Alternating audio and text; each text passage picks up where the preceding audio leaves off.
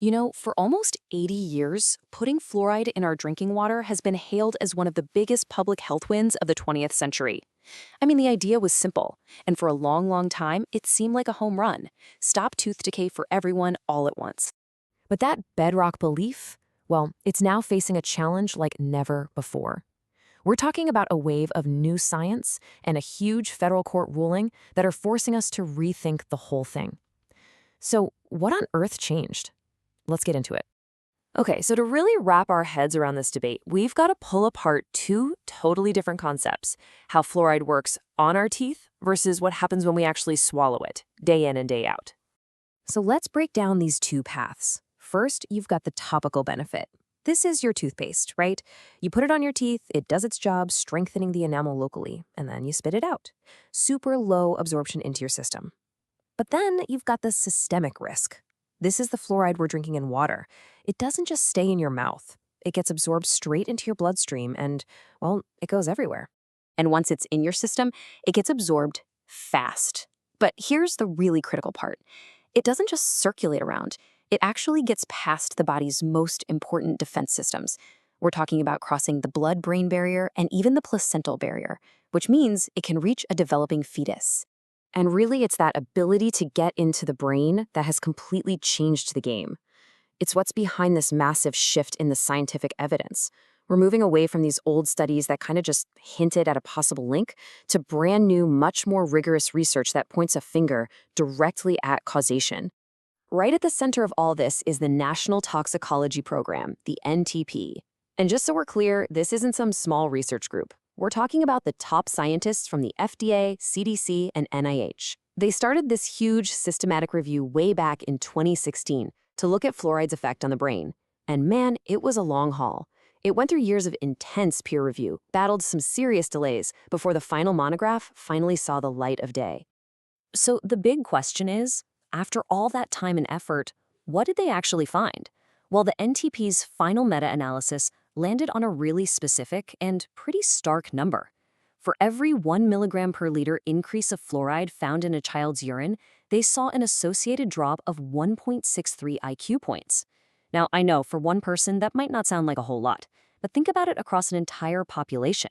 A shift of even a couple of IQ points, on average, can have absolutely massive implications for a society.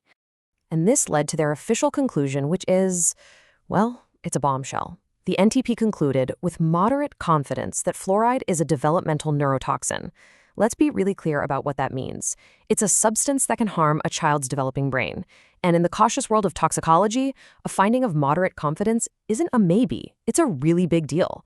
So this obviously begs a massive question, right? If the country's top experts on toxins are sounding this alarm, why is fluoride still in our water? Well, to figure that out, we have to step away from the lab reports for a second and start following the money.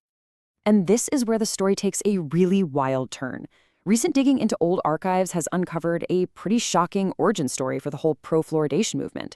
It turns out it was heavily bankrolled and pushed by the sugar industry back in the 30s and 40s. And their motive was simple: to shift the blame for cavities away from sugar.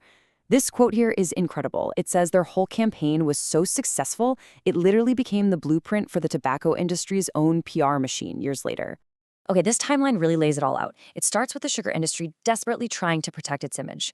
Fast forward a few decades, and a totally different industry discovers a huge financial reason to keep fluoridation going. See, in the 70s, the EPA told the phosphate fertilizer industry they had to stop pumping toxic fluoride pollution into the air. This left them with a ton of hazardous liquid waste. So what did they do? They came up with the brilliant idea to sell it to cities to add to drinking water. They literally turned a massive toxic waste problem into a revenue stream. So you have this long history of industry influence here in the United States. But what's fascinating is how different the story is pretty much everywhere else in the developed world. Let's take a look at how other countries reacted when they looked at the very same science. I mean, just look at this chart. It's pretty staggering. A full 98% of Western Europe drinks water that is not fluoridated. We're talking about countries like Germany, France, Sweden, Denmark. They all took a look at this and said, no thanks. It really makes the US and the UK look like major outliers on the world stage. Okay, but the big argument you always hear is, what about the cavities? We'll have a dental health crisis. Well, the data from the World Health Organization just doesn't back that up. Turns out, tooth decay rates have dropped dramatically everywhere, in countries with fluoridation and in countries without it. And the decline is pretty much identical across the board, mostly because of things like fluoridated toothpaste and just better overall dental hygiene. So why did most of Europe opt out? Well, it wasn't just about the scientific risk. For them, it was a fundamental question of ethics. The German Federal Ministry of Health summed it up perfectly. They called it compulsory medication. Basically, they felt that forcing everyone to ingest a drug through the public water supply without their individual consent just isn't something the government should be doing. And all of this brings us right back to the United States, where, after decades and decades of public debate, this whole scientific argument finally exploded in a courtroom. And that legal showdown has changed absolutely everything. So here's how it went down. Using a law called the Toxic Substances Control Act, or TSCA for short, a group of citizens and scientists actually sued the EPA. Their argument was pretty straightforward. The chemicals being added to water for fluoridation present an unreasonable risk to people's health, and under this law, they have to be banned. And after listening to all the evidence, including that bombshell NTP report which had been held back for years, the federal judge Edward Chen made his decision. And it was historic. He stated in no uncertain terms that water fluoridation presents an unreasonable risk of injury to health. So what does a ruling like that actually mean? Well, it's huge, because under this law, when a judge finds an unreasonable risk, it's not just a friendly suggestion, it's a legal mandate. The EPA is now required by law to do something about it. They have to create new rules to get rid of that risk.